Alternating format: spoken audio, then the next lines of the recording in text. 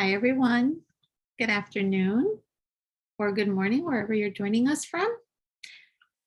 I want to welcome you to our third session in the Flourishing at Work webinar series. Next slide, please. As mentioned, this is the third session in our series and our Flourishing at Work series, webinar series, and it's titled Learning to Let Go. This webinar is sponsored by the Northeast and Caribbean Mental Health Technology Transfer Center, or MHTTC, and we're housed at Rutgers and the School of Health Professions in the Department of Psychiatric Rehabilitation and Counseling Professions. My name is Kathy, and I'm the project coordinator of this center, and we'll be hosting this webinar today. Next slide, please. The MHTTC is funded by SAMHSA, the Substance Abuse and Mental Health Services Administration, to enhance the capacity of the behavioral health and other related workforces to deliver evidence-based and empirically supported practices to individuals with mental illnesses. We ask that you please visit the MHTTC Network website for additional information at mhttcnetwork.org. Next slide, please.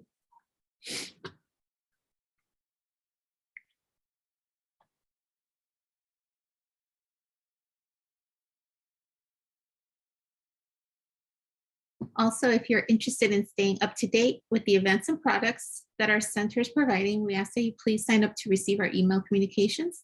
You can sign up at the bit.ly link provided on the screen, and this link will also be shared in the chat box as well as in a follow-up email. Next slide, please. Following the webinar, you'll be asked to complete a brief survey. We value this feedback and use it to improve our activities and inform our future activities. These surveys are also important because our continued funding is linked to the completion of these surveys, so we thank you in advance for your feedback. Next slide.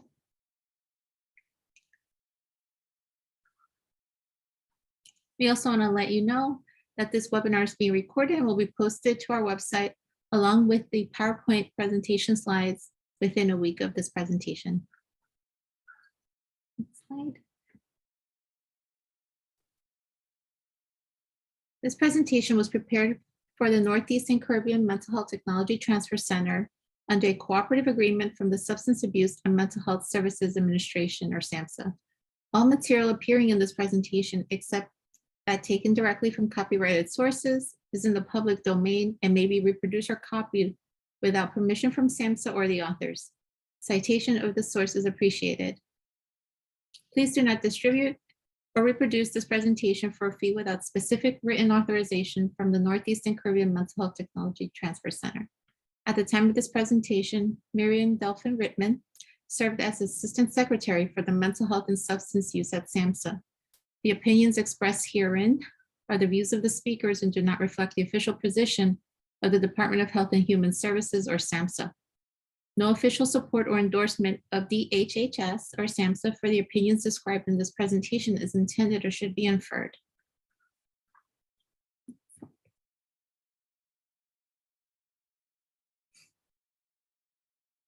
We encourage you to interact with our presenter during this webinar by using the chat feature.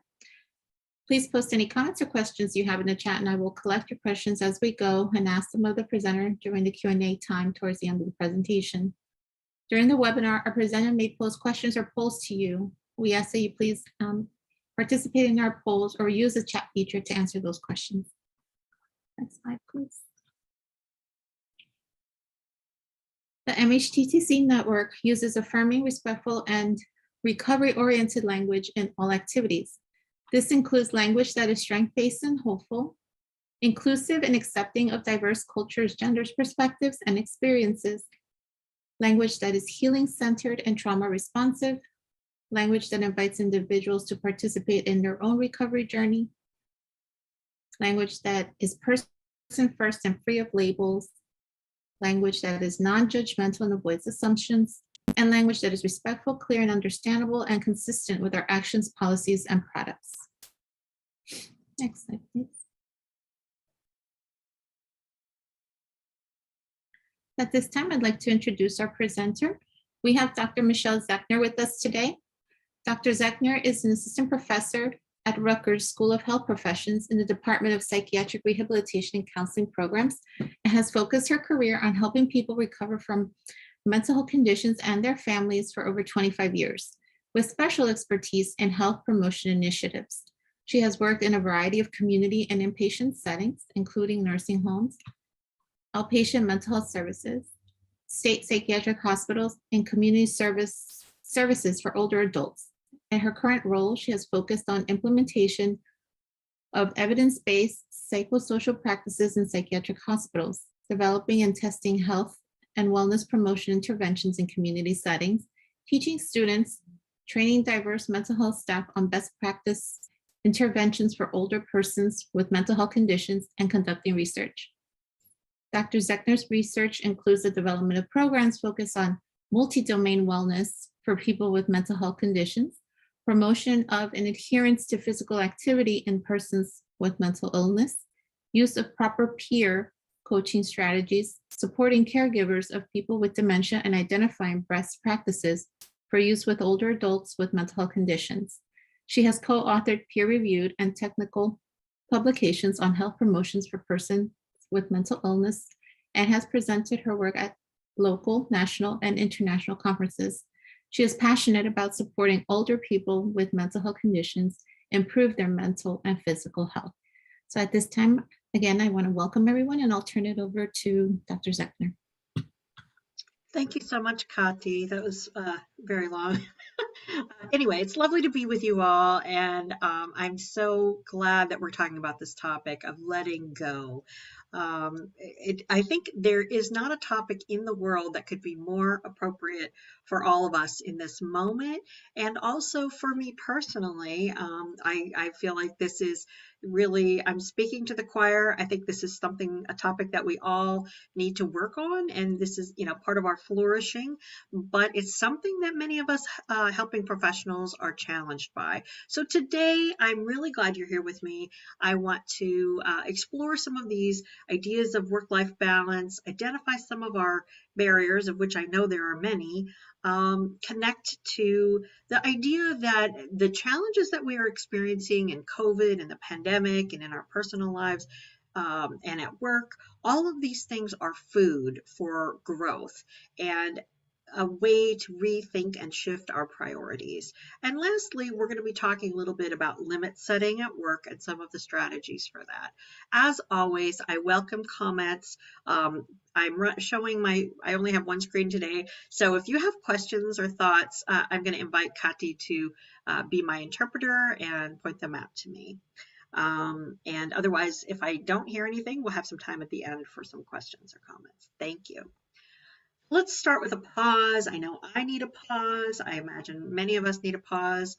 And we're just going to take 2 breaths. And in those 2 breaths, we're going to sit. We're going to inhale, exhale. We're going to be here in this moment. Inhale, exhale. Thank you. I thought a nice view of the trees would be appropriate to think about a pause, and I got myself a lovely calendar, and this was the poem on top, and I thought it was so lovely and appropriate to letting go, to escape easily, travel light, and then try letting something go just to see what happens next. And that's by Rumi. So I couldn't imagine a more appropriate way to start something out together. So, Patty, I'm going to ask you to please begin our poll 1, and that is to ask you how you rate your work-life balance right now. And that would be excellent, pretty good, depends on the day, or could do better. I also had, a category of help, but then I thought, no one wants to fit in that category, or maybe they do, but let's see. So please go ahead and go to your computer and just select how you would self-rate your work-life balance. These days, I have to be honest, I think mine depends on the day. When I'm really busy, my work-life balance really suffers. And other days when I'm less busy, I think I do pretty well, pretty good. Kati, can we end the poll now and see how people have voted? Okay. Okay, so most people depends on the day. So you all are like me, which is that some of us really struggle. Thank you so much for taking the time to vote. And some of us feel like they could do better. And a fewer amount of people feel that they're pretty good and excellent. Oh boy. Well, that's, something to consider and be aware of, is that all of us in this room are people who would not consider that we're excellent in our work-life balance. So if nothing else, that's helpful to know that we are not alone in these struggles. And I think anyone in the helping professions, this is definitely a struggle. So let's talk about the work-life balance. Americans, the Gallup poll has done a lot of polling of what people's work lives are about. And in the last 2 years during the pandemic, it really turns out that most Americans are really stressed out. Not a shocker there, right? More Americans are reporting depression and anxiety.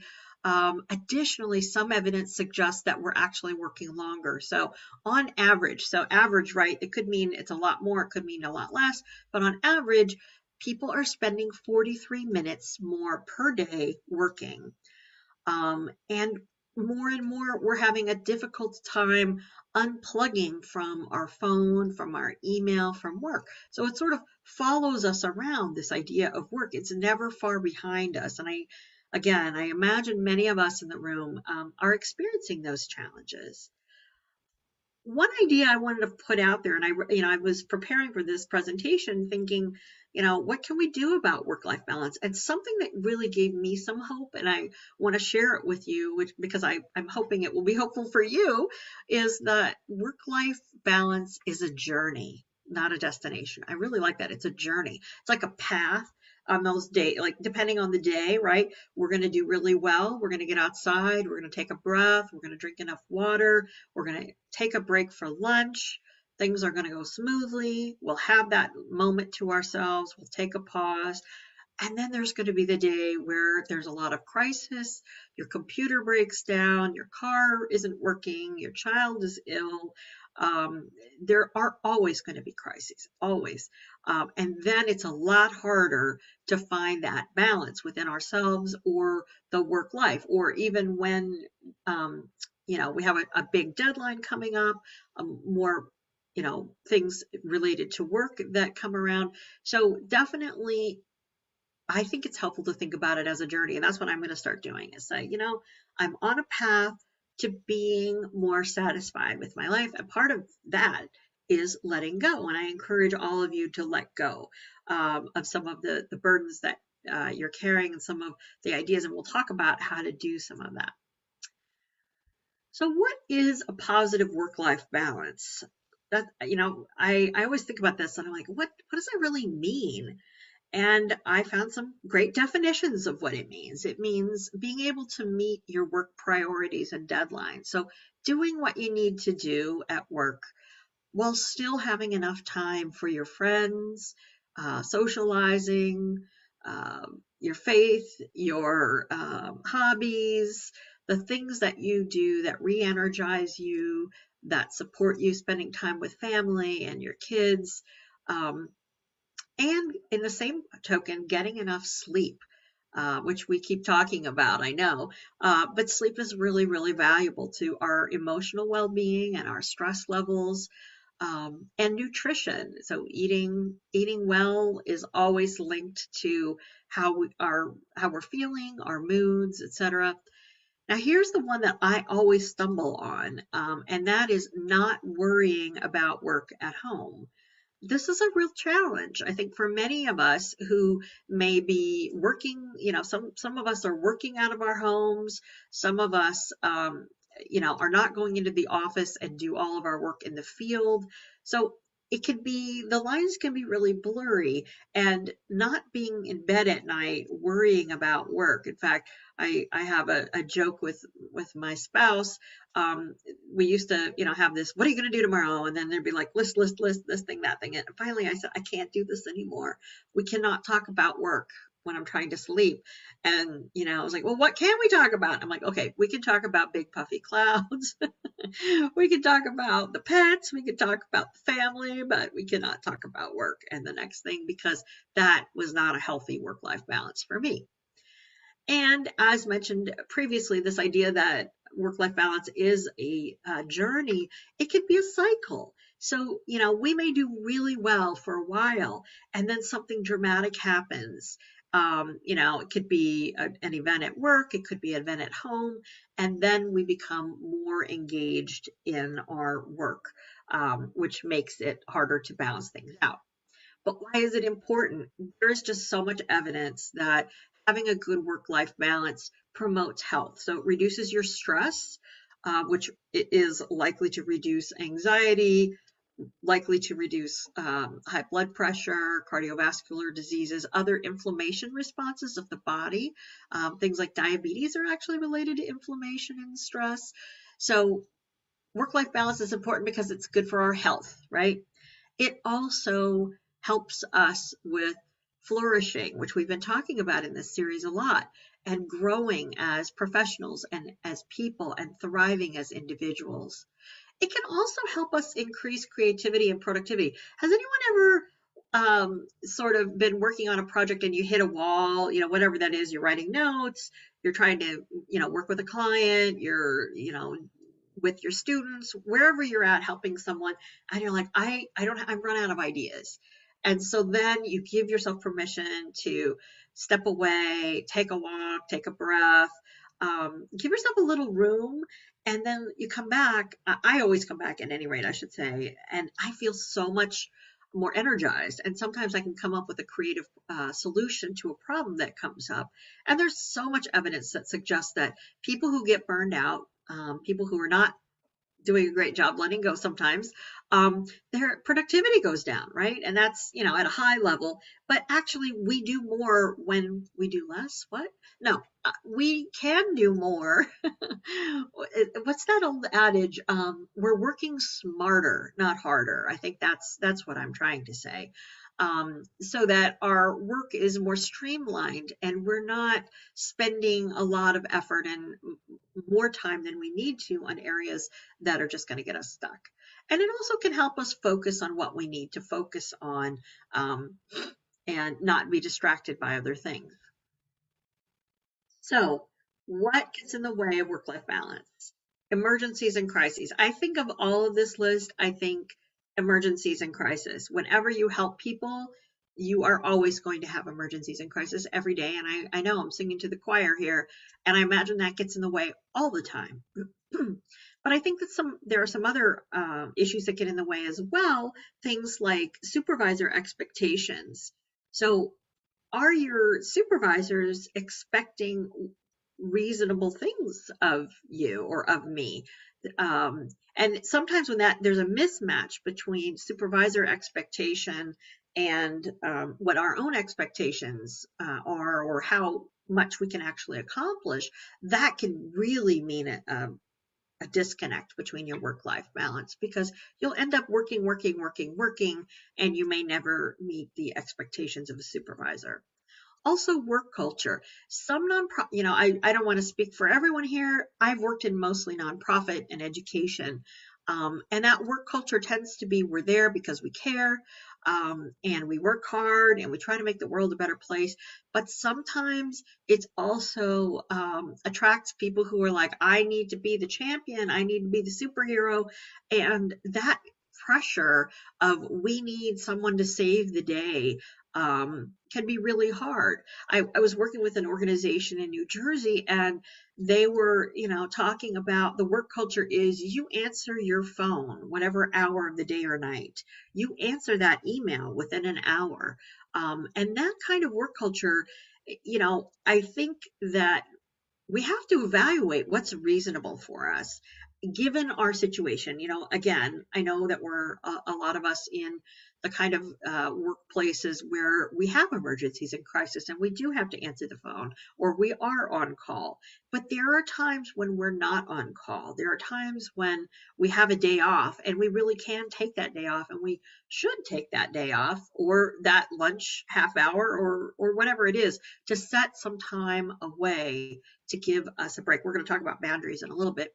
Um, Also, self expectations. I don't know if anyone else puts a lot of pressure on themselves. Hello. I push myself really hard, and that gets in the way of a good work-life balance because I feel like I should be working all the time, that that reading a book or, playing my ukulele or hanging out with my pets or my friends, that's not time well spent, that I should be doing something. I'm a very, and I wonder how many of us also have that expectation of ourselves that we don't allow ourselves to do the things that give us nutrition and food and replenishment. Like, and I don't mean nutrition like good food, although that's important too, but like nourish your mind and the things that give you hope. And also the priorities that you have in one's life. A lot of people are sort of at the point in their career where they're like, I need to work really hard because I need to get a raise. I need to move up the ladder so that I can make more money and I can expand my career, which there's nothing wrong with that. And then at what point is that priority then shift to, wow, my health isn't so great, or my family's health isn't so great, or there are other things that I need to prioritize. Um, I was about to say next slide, and then I realized, oh boy, all right. So we have poll two, Kati. What gets in the way of work-life balance for you? So if you wouldn't mind starting up, we've got another poll. I just kind of put some ideas out there. What gets in the way of work-life balance for you? Work crisis, work culture, self-expectations, perfectionism, which we didn't actually talk about, but I think that that's part of that self-expectation as well, a little bit. Um, or feeling like you have to do it right. And if you can't do it right, terrible things will happen. A sense of responsibility, which I think is also very common in those of us who are helping others, or something else. So, what are the things that challenge your work life balance? If you don't see what you would like to hear, drop it in the chat. And I'm going to ask Kati to shout anything out. Thank you, Michelle. So the poll has been launched. If there's an other, as Michelle has said, please share it in the chat if you're okay doing so. So we have a response here. It says multiple jobs is another stressor. Thank you so much for sharing that. That's really, really hard when you have multiple jobs, and I know many people do. And then the challenge is, how can you make some work-life balance when you have more than one job, when you have multiple jobs? And thank you so much, Kati, for putting that out there. I see responsibility is the largest response of things that get in the way for you in work-life balance. And when you're helping others, it's just so hard to take that hat off and say, I know for one time I was making medical decisions. I was working at a job where I was literally doing some case management and making really difficult medical decisions for other people. And talk about responsibility. I understand that sense of literally I need to make the right choice for this person, and their well-being is in my hands, and I really need to make sure I'm doing this. And I do see in the chat someone else put in the unknown path. So to get the unknown and then getting past to the solution. And that's a really good one as well. So thank you everyone for sharing what gets in the way of, for you in terms of a work-life balance. I appreciate it. And it's something to consider. It's something if you're driving in your car to be thinking about, work responsibilities and our own attitudes. Like, how does that all work together? So remembering balance, finding some balance. So if your day is very full with family, job activities, etc., making that time. At the beginning of this presentation, I asked us to take 2 breaths, which seems kind of ridiculous maybe, but literally those 2 breaths, it helped me focus. It helped me kind of re-engage in my task here. And that's something you could do anywhere and anytime. And I know other people have tried it and have found it very helpful. Even if you don't have 10 minutes or 20 minutes to sit and meditate or breathe and look at a rock, you can take a breath or two. Also reflecting. We're going to be talking more about reflecting. And I know for anyone who's come to the other Flourishing series, we talk a lot about reflection. And I think that that's something that we have to be able to do about these issues, because otherwise we won't have any perspective on where we are, right? Also, being sure to schedule any kind of work time. I mean, I know that it's, sorry, any break kind of time. So using your schedule to remind yourself to take a 10-minute break, remind yourself to to eat lunch. Some of those reminders might be helpful. And not in a selfish way. It's really, again, always letting go of the expectation that you are not allowed to take a break and take care of yourself. And then ask a friend. Like I was really thinking about, like some of those those quiz shows where it's like phone a friend. Sometimes your friends and coworkers can remind you to balance. I remember one of my coworkers once said to me, "You have got to stop working so hard." And I was like, what are you talking about? Of course, this was 15 years ago. Now I understand. Yeah, so friends and coworkers can be really supportive, and family and other social supports for you. Um, yeah, I see a really great comment here. Work-life balance is difficult when I think I'm the only person that can solve the problem at hand. Absolutely. That I relate to that as well, and imagine many of us here in this room relate to that.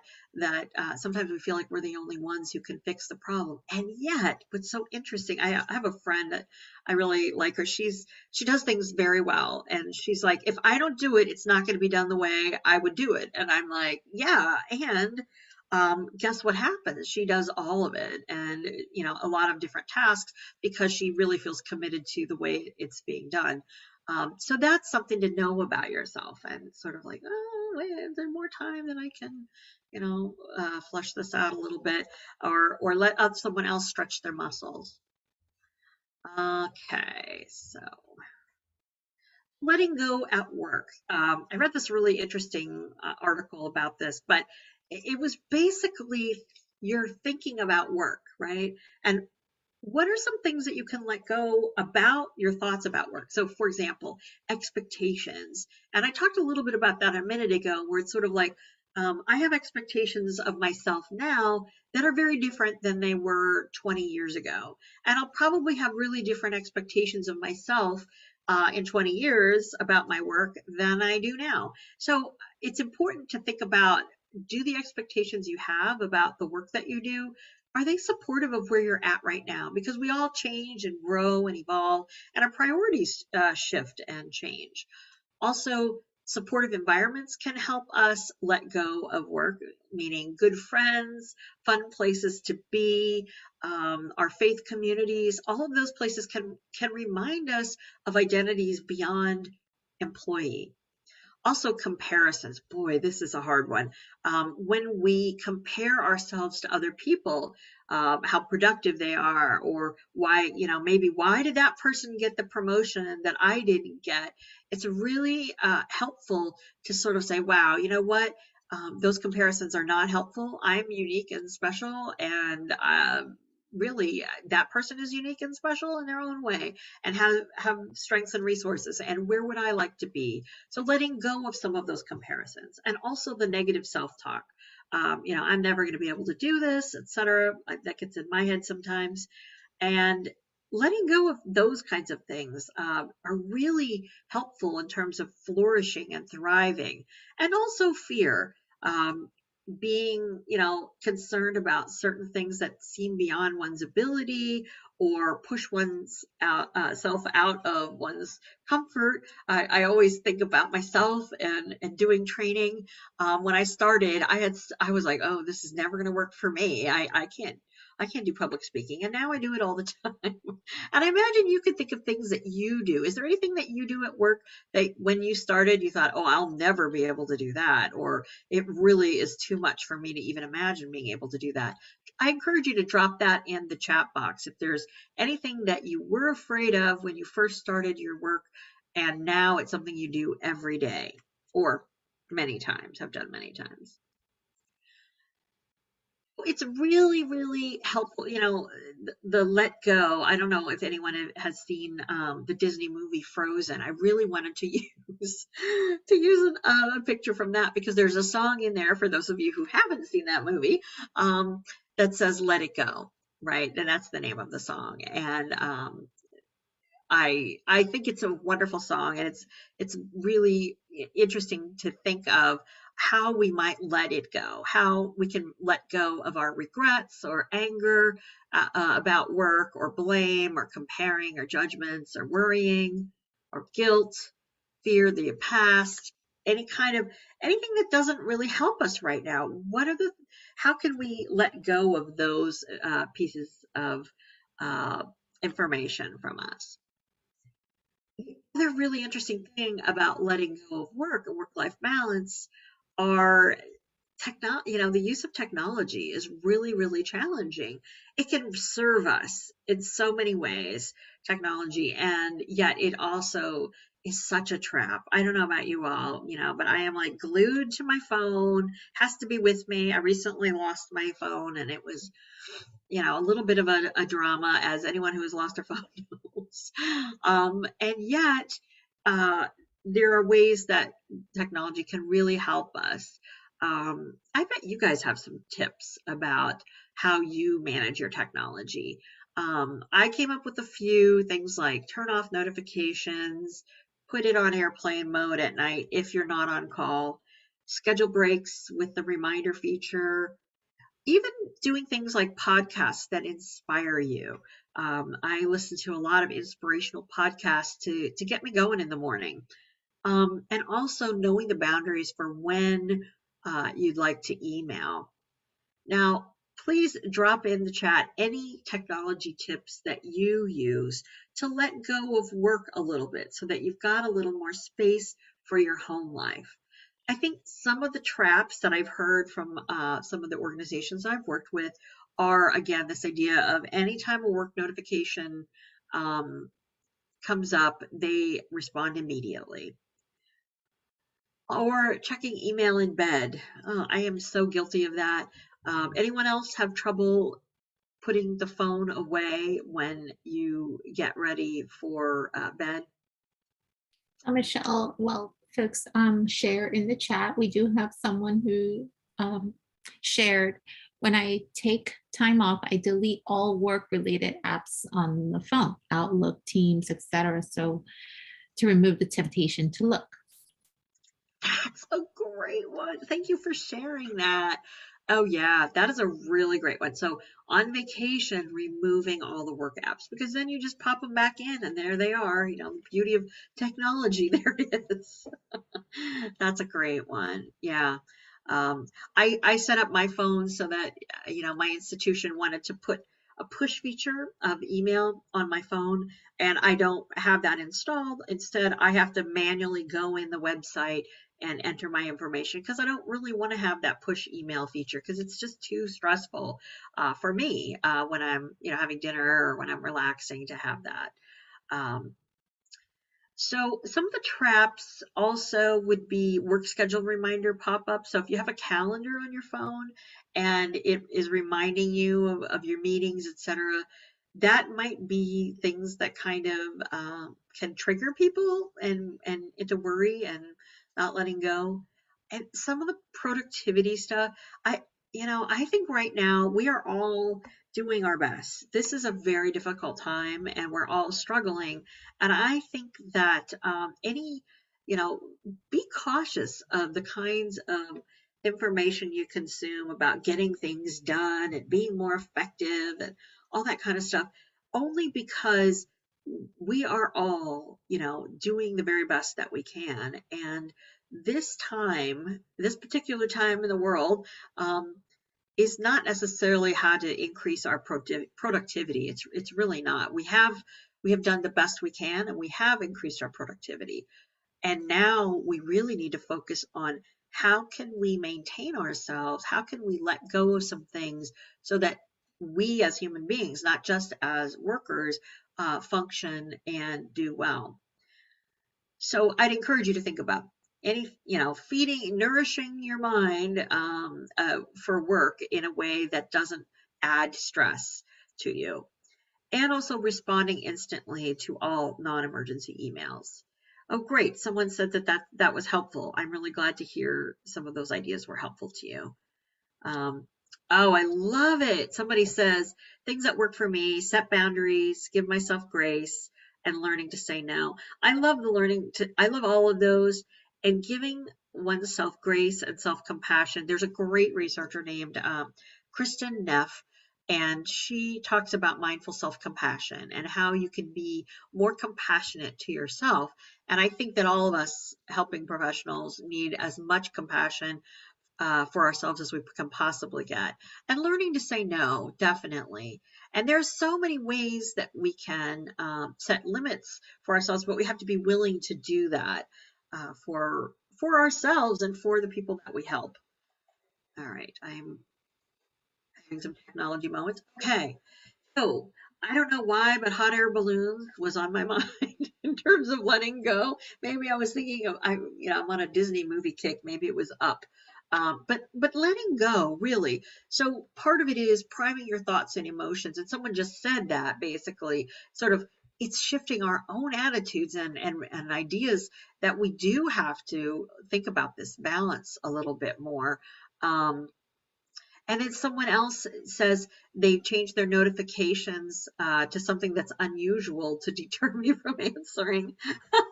Oh, that's funny. And most of them are funny. Yes, that's great. I remember, oh, this is sort of ornery. I had someone that really every time they talked, it was like not going to be good news. So I had to I like the idea of the phone, funny thing. I put Darth Vader music, bomb, but anyway. So yes, so priming our thoughts for what we would like to do, not trying to add this as another burden to ourselves. We're letting things go and we're opening up more space to bring in new ideas, new concepts, new ways of being with ourselves and at work. Letting go is self care. Flourishing and thriving for helping professionals is self care. And we keep coming back to self care. And yet, it's really the foundation of everything is we have to be committed to ourselves, really. Um, Being present, saying goodbye to the past, and making that choice in a way, letting go is a choice. It's a choice to say, I'm just not going to let this hang over my head anymore because it's making me exhausted. um, and it gives you again that space for new people, places, and things. And also, letting go is knowing when you can be in control and when you can't. For example, if things are happening at work, they're changing the roles, the structures, everything is shifting so quickly. There's not a lot of control we have in those situations. What we can control is how we react to it and what we do with that. Our actions we have full control over. We don't necessarily have any control over actions of other people. Clear boundaries. Someone mentioned that earlier. Structure. I want an out of office sign that is from the beach. Like I thought that was the best because I want to be at the beach all the time. But setting limits is really actually a good communication practice, and it's respectful to both you and your coworkers. If you tell people, look, I've got a family, or I have another job, or I've got a lot on my plate. When I clock out, I am not going to respond to emails or phone calls. If you have an emergency, if you're in that kind of job where, you know, you have an emergency, you may text me between, 7 a.m. and 7 p.m., but I'm not available other times. Now, that sounds a little rigid. On the other hand, that means that the person understands that you're not available other times and that you're really not going to be attending to your email except during work hours, which is helpful for people. Also, boundaries let us know and remind us what our priorities are, what's most important to you. An example I gave you about calling within certain hours, it may be family time, spending time with your children or other family members, having dinner together, that's the most important thing. And so we know, knowing that and letting people understand that. And letting go and saying yes to you and your life. Also, boundaries in your own head. So when you're on vacation, when you're taking your break, when you're, wherever you are, you enjoy them and you don't let work come along with you. You don't pack your work life in your head when you're out on the beach. You're looking at dolphins. You're not thinking about your caseload or your students or whoever it is. Then thinking about your own self-worth, I came across this great concept of workism. You all may have heard of it. It's a concept, and I can't recall the name of the gentleman who came up with it. But the idea is that workism is focusing on work to the detriment of everything else in one's life. And I see that. I see that in nonprofits and helping professionals. I see that in for-profit settings. The idea is that you are more than your work. Your identity, who you are, is bigger and broader than your work role. And that's important to remember as well. So, not to get lost in all of that and let go a little bit of it. That one of your identities is employee, worker, but what are you have other roles too? Anyone want to drop in the chat? What are some other identities that you have for yourself? Other roles?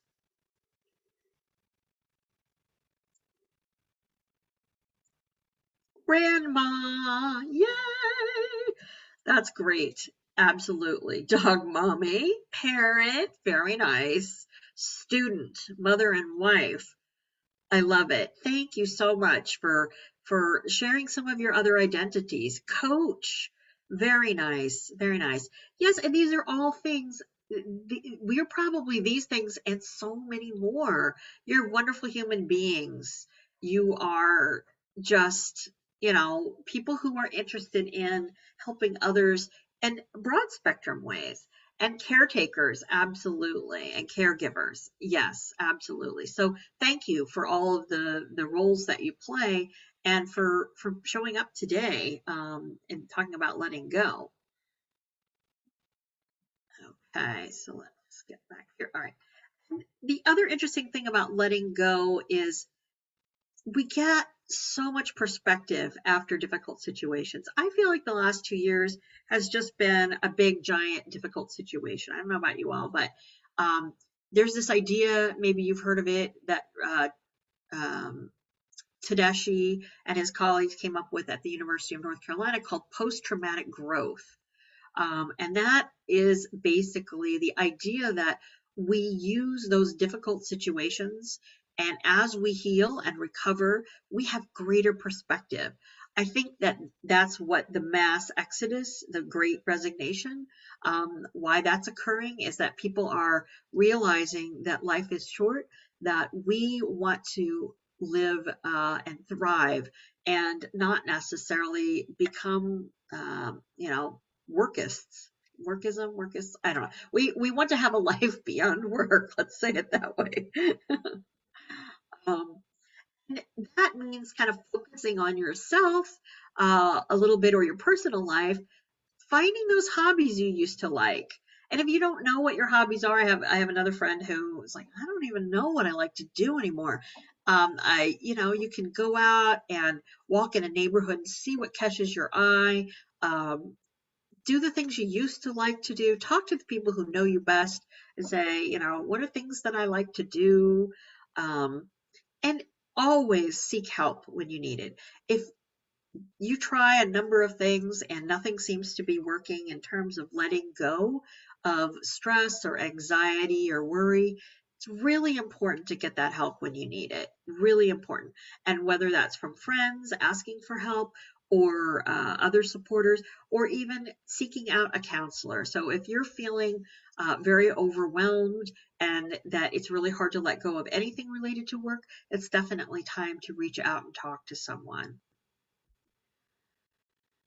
There was actually researchers who came up with sort of some concrete ideas for how to think about this idea of letting go of things and work-life balance, etc. So they suggest it's basically reflection is part of it, where you pause, again, take the breath, and give yourself a moment, over coffee or before bed, or when things are quiet and you've got a moment, check in with yourself about letting go of things at work and in life. Notice any feelings that come up for yourself. Just notice them. Oh, wow, I feel angry, or I feel sad, or I feel a sense of responsibility. Note them and then try and reprioritize. Like, what of those things that you've listed are actually a priority for you in real time? And then think about the choices that you might have uh, that would be different options. If it feels, if you're feeling angry, you might think of, is it time for me to leave this job? Or maybe it's, is it time for me to have that conversation with my supervisor or my coworker or, whatever? Um, or is it time for me to say no to more things? And then try to make a small change. And then check in with yourself, again in a year and say, what's going on at work? How's that letting go working? What comes up for me? What are my priorities? A really interesting idea to assess yourself. Sometimes letting go is letting go of your job. That's a big, hard decision to make. I don't know about you all, but I have definitely had to make that decision for myself. Um, and there's some recommendations that come up about when to let go of a job. One is when your boundaries are ignored. We talked about the importance of boundaries, right?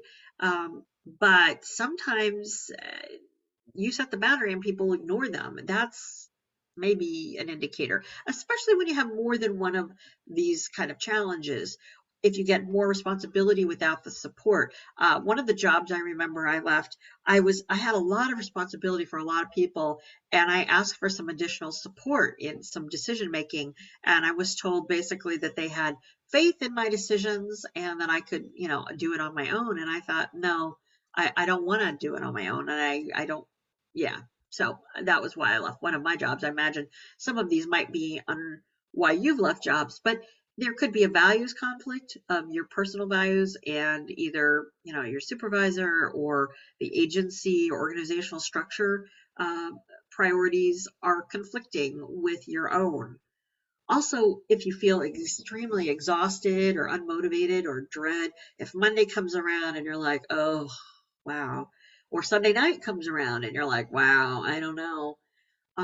Of course, letting go of a job is really important if you experience any type of harassment or discrimination, or even microaggressions where people are giving you a hard time. If you're a person of color, if you're a woman, if you are LGBTQI plus, or if in any way you're being harassed or bullied, that's definitely a time to consider letting go of a job. Um, and if your work is underappreciated or your contributions aren't acknowledged, that's also pretty significant and a time to consider whether or not you'd like to move on. Prioritizing your health, of course, we've been talking about the prioritizing yourself. And if, and I know in COVID, we published a paper last year about COVID and some of the challenges that staff in New York State faced. And there were so many, I know many of you probably have had health conditions, you may have had COVID, and may have been caring for others living with illnesses. So if an agency isn't being helpful in prioritizing you and your health or taking breaks or vacations, then it might be time to move on. And then lastly, if you feel that your skills and expertise are routinely underutilized. And that's when you're doing a job and people know your background and they're like, we're just going to have you do something else here. And that can be extremely frustrating. I know I've been in that kind of situation as well. Um, for you, is there anything on this list that sticks out for you in terms of when it's time to let go of a job? Just drop that in the chat. What feels like would be, really the most concerning. I think for me, it would be harassment, discrimination, and microaggressions, um, and underappreciation for me are the sort of, yeah, when your health is being discouraged and your values being in conflict, absolutely. Skills underutilized and harassment. Yeah, absolutely. So these are the things, it's not like, everyone has to sort of know for themselves at what point are you ready to move on?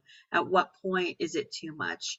One of these may not be enough, but if you have a constellation that are really important to you, then it's time to sort of reevaluate what you're doing and let go of the job.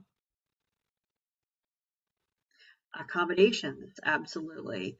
Skills underutilization. Thanks, everybody. Yeah, yeah, it's important. All of these things. Let's talk about the things that we can do. We just talked about things that were sort of out of our control, but now we're going to focus a little bit on, and I don't know if you could see my chat box keeps getting large here. Um, some of the work habits that might be helpful in terms of letting go are communicating boundaries and responses. We talked about that. Saying no, absolutely, someone brought that up. And it can be done very skillfully. Like, I appreciate that this needs to be done. However, there's a lot on my plate. If you'd like for me to do that, then I need to give something else up. So there are definitely ways you can say no that indicate that you're trying to be a team player, but it's too much. Um, Building in breaks, just so important, and also focusing on those things that are both important and urgent. Sometimes I get distracted by important things that are not that urgent, or on the opposite side, I might get really focused on things that are urgent but not important. If my students are emailing me, I need to know the answer to this question right now. I know that's urgent, and I do want to get back to them. However, it's also a matter of, I have to prioritize my tasks in a day and know what I can accomplish. So you also need to sort of check in with yourself and say, okay, is this important and urgent, or can I let go of the fact that I'm not going to be caught up today, and let that be okay. And then we finally come to personal habits. Habits and routines are so important to letting go. Building in some transition time. I saw a great suggestion here where literally you change your clothes. You come home and you change your clothes. So literally like change the scenery, which I thought was great. Um, if you're someone who works part-time or full-time out of your house, to create a workspace for yourself. I imagine at this point we're all doing that, and manage technology wisely, as we've talked about, and letting go, let it go, the guilt and perfectionism and sense of responsibility, because that is definitely going to make you feel burned out, and have some compassion fatigue, and maybe make you sick, and nobody needs that. Are you ready? Are you ready? I bet you are. We have a practice opportunity. So I came up with this question. What's something that you would like to let go? Or what's one thing you could let go of, um, in terms of, in this thinking about letting go? We've talked about expectations, we've talked about the things that we do, etc. What's something that you could let go of? So I encourage you to think about that and ruminate on it. Um, and that's what we have. So, Kathy, I'm going to turn it over to you now. Oh, can I just say one thing? I want to say, uh, the next session is February, and it's on healthy positivity. and that you should keep your eyes peeled because we are releasing a podcast series that is a companion to this. And I've had some great conversations with Tony Zippel, who'll be doing it with me. And actually, I think it's going to turn out really cool. And I encourage you to check out that podcast if you like podcasts. Kati, I'll turn it over to you. Thank you, Michelle. And thank you everyone for being with us today. In the chat box, I have included the link to our short brief evaluation survey. Michelle, if you could advance the slides just to see the QR code. Thank you. There we go. So if you have a mobile device, you can also hover over and scan the QR code that you see on your screen to access this survey. As mentioned before, we are SAMHSA funded, and as part of receiving this funding, we are required to evaluate all of our products and activities, training activities such as these. So please take a moment to complete our brief survey. I will send this link also in a follow-up email. As mentioned before, you will receive a certificate of completion as well as a link to the recording of this webinar, as well as a link to the slides. They will be posted on our website within 7 days of this webinar. Also, we will also send an announcement to all of our subscribers. So that's why it's important that you are subscribed to our mailing list when the podcast is launched, so that way you will be up to date on that. If you have any questions, please feel free to reach out to us. If you have any questions, ideas, comments, suggestions, anything like that, we welcome your feedback. So I will also enter my email in the chat box so that yeah, and we're hoping the podcast will be launched by the end of January, that we'll have a couple of episodes.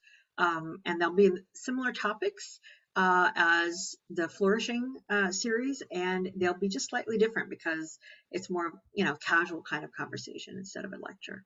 Yes, and we're very excited about the launch of the podcast. And we're sure that you'll find it very enjoyable. Again, we want to thank you all for being with us this afternoon. We hope that the material presented is useful, applicable to your work. And thank you, Michelle, for hosting our webinar and providing us with a wealth of knowledge. We hope to see you next month in our Flourishing at Work webinar, session 4. If you have any questions, as I mentioned before, please feel free to reach out. If you don't, we hope that you continue to stay safe and well, and we hope you enjoy the rest of your day.